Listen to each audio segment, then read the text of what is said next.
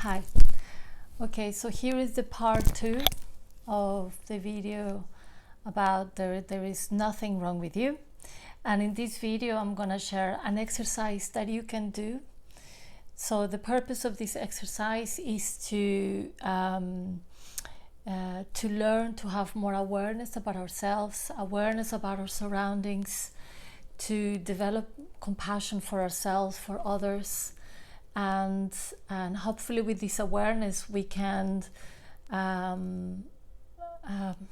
hopefully this awareness can, how can I say, kind of bring clarity of this feeling that sometimes we think, we generalize and we say there's everything is wrong with us, but it's not. It's just a few things, right? And once they are on paper, it's a completely different exercise altogether. So this exercise have 6 steps, and I will do a recap at the end. I'll try my best to not confuse you along the way, but again, we are in Mercury retrograde, so I'll do my best. And so feel free to bring your own creativity and edit the exercise in every way you want. This is just a guideline,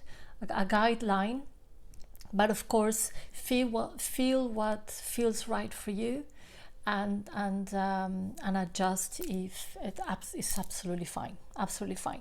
So okay, let's go to step 1. In step 1, I would like to invite you to create a list of all of those traits and behaviors, thought processes and beliefs that you have about that you don't like about yourself, that you constantly perhaps judge very harshly, or that get you into trouble, or that you question often and say, why I keep doing this, or why I keep thinking this. So write everything, all that list. Step 2, I invite you to write a list of all of the positive things and good things that you do like about yourself. And this is a very important list because the majority of the times for everyone is very easy to see the negative. It's very easy to see the negative on others. It's very easy to see the negative on ourselves. And whenever we have to think about the positive things, the list goes super short. So I'm going to invite to stretch that to not minimum to no less than 20 traits and behaviors and thought processes that you do like about yourself. And if you need to ask people close to you, your best friend, your partner, anybody that is very close to you, that knows you very well, you can ask them. This is a very good exercise, and ask them, what positive things do you see about me? And for some of you will, depending on your relationship, you can perhaps also ask, like, could you please also tell me what things drive you crazy about me? Or what things you see that I do that that perhaps is not anyway, that you see that perhaps are not helpful for myself. This is okay. So step 1, step 2. On step 3, I invite you to make a list of one list for each caregiver. One list for your mom, for your dad, for your sibling, for whoever took care of you when you were little, if you were not your parents. And write a list of the things that you do like and the things that you don't like about them. For some of them, this part is going to be quite vulnerable because perhaps there's a lot of hurt around one of them, and I completely understand. But see if you can do this from the most try to see this as an exercise to release, right? To, as soon as it's on the paper, you try to see to release it, and hopefully with this exercise, by the end, you can have some understanding about yourself and them. So on step 3, you do a list of each of them with the things that you like, you don't like, on everything that is behaviors, beliefs that they had, thought processes, things they did, anything. On step 4, I invite you to, you can do each of them in a different paper if you like, because it's going to become a lot of information. So you can move papers around. It's just a suggestion that I have. But then on step 4, you can start connecting the dots.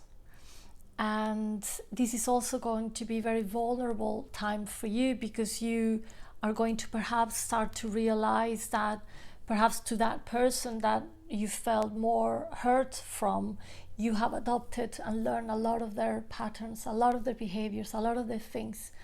And it's okay. It's okay in the sense that, remember that we were that empty box that we were little, we did not know, and we were just absorbing and copying in order to survive. So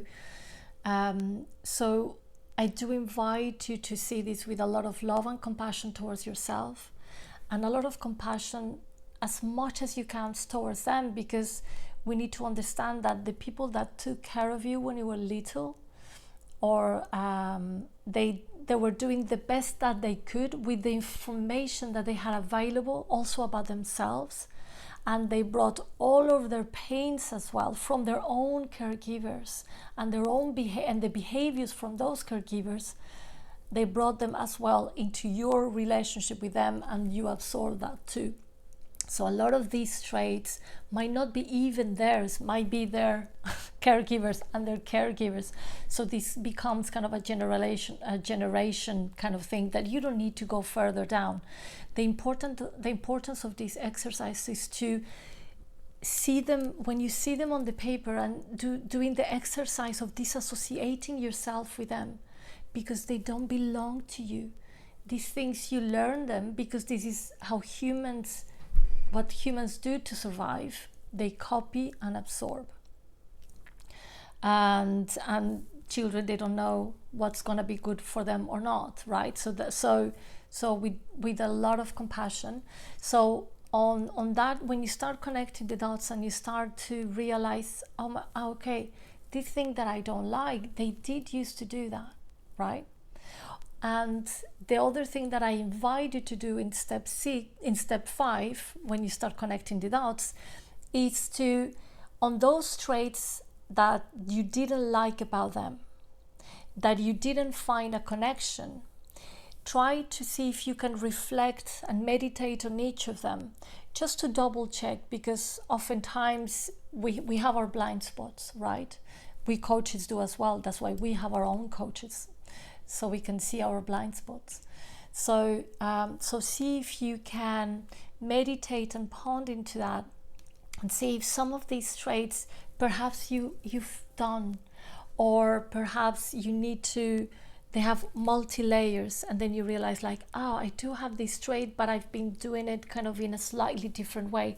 So this is a game of exploration. This is a game of curiosity for you to get to know better, to know yourself better. It's a very, very good exercise, but it's very important to do it, as I keep saying over and over, it's very important to do it with compassion and love. Because remember, this is not you, and you didn't do anything wrong. This is how humans, we were programmed to be. You know, it's just, I always give the spider, I love giving the example of the spider, even though I don't like spiders.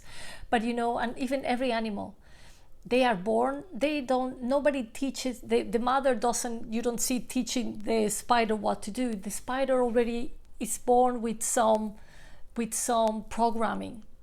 They know how to do the spider web. They don't go to spider web school. They know how to do it. And it's the same for us.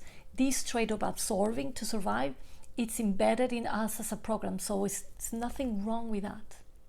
Because that's why you did the list of positive things. We also absorb positive things. Okay? But it's just an awareness of the harshness that we have on ourselves, to realize that a lot of the things don't belong to you. They don't belong to you, and that's great. You've learned them. So if you've learned them, it means we can unlearn them and replace them with something new. And then the step 6, if you want to do it, the step 6, it's not something that we should do, because just having awareness of what's ours and what's not is already amazing. It's already a great thing to do, and to embrace that part as ourselves. But let's say this is an exercise that I did for myself, and it was very useful. So in step 6, there were some things that I learned that I used to criticize my caregivers for this. I used to criticize them and judge them and say, oh, you're horrible because you do this and that. And then with time I realized that I was doing the same, that I had learned exactly the same thing. And so again, it was a vulnerable moment of like, oh shit, I've been judging them so harshly, but I've been doing the same. Okay, hang on. Instead of wasting time judging them, right? And instead of judging me for doing something that my little girl did very well to survive, to just learn everything it could. So this is not about judging anybody, but then I had a choice, and you have a choice to say, okay, will I like to replace this? And ask the question. Yes, you can. Yeah, I mean, you can, everybody can, no exception. So it's up to you if you do want to replace it. And then ask yourself, what will I like to replace it with that is more in alignment with me, that I feel comfortable with?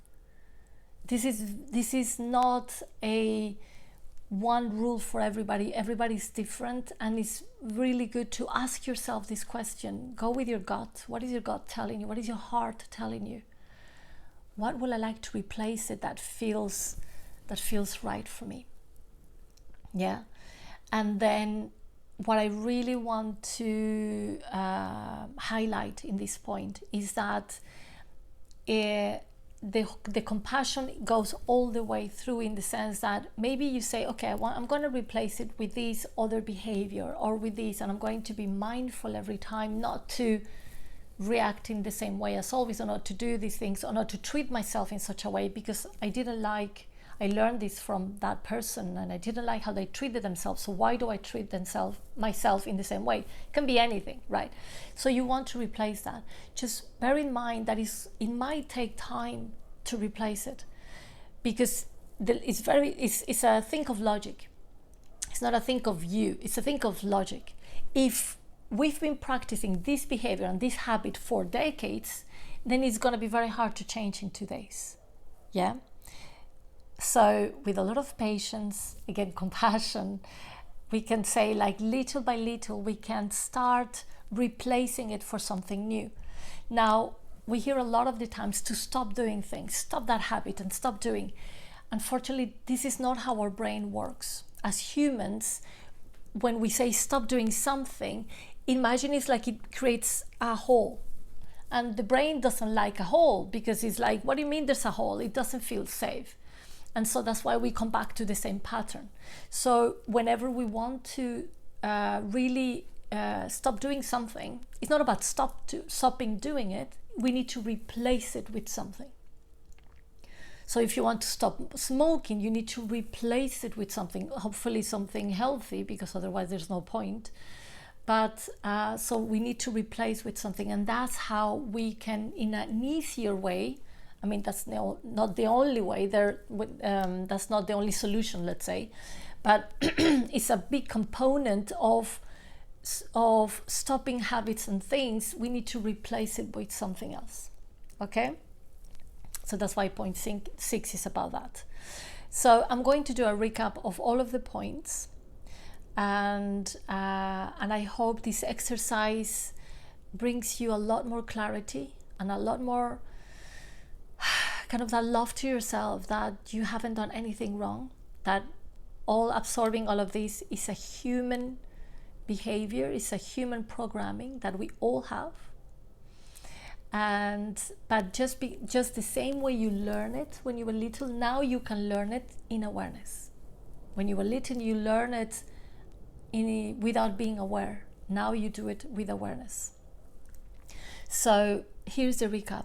Step 1, you do a list of all the things that you don't like about yourself. Step 2, you do a list of all the things that you do like about yourself. On step 3, you do a list for each of your caregivers that you know influenced you a lot when you were little.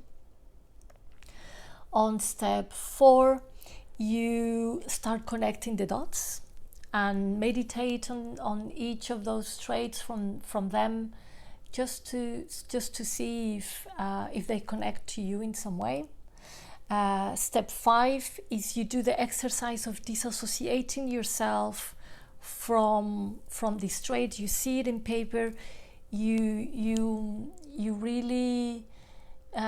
really build on that compassion for yourself and for them, and what you do is that, like, you see them outside of you. They are outside of you. You dissociating yourself from them means that you realize they are not yours. Okay? And in step 6, if you want to do step 6, you can find on some of them start, you say, don't do all of them at once, please, but you can start with 1 or 2 that are very important for you, and you can see with what you would like to replace them, and then set up the intention to replace them, and give yourself time, a lot of time of practicing in order to replace them. And remember that in that practice, it means that you're gonna do again the behavior you don't like many times until you catch yourself. Every time you're gonna catch yourself sooner, before you do it. Yeah, you're gonna catch yourself, how can I explain that? You will catch yourself earlier, like before you do the behavior, with time. Allow yourself time. So those are the 6 steps for this exercise that you can do, and I really hope it brings you clarity, more compassion, more awareness about yourself, because when we notice this awareness in detail, suddenly one trait doesn't make us see all of ourselves as negative just for 1 of 2 or 3 things that we do. No, we can put them in paper. We can see just 1, 2, 3, 5, 10, 20 things that we do, but that doesn't mean that all of us is wrong. That's why the positive list is so important too. Okay, so have a lovely day, and see you on the next video. Thank you.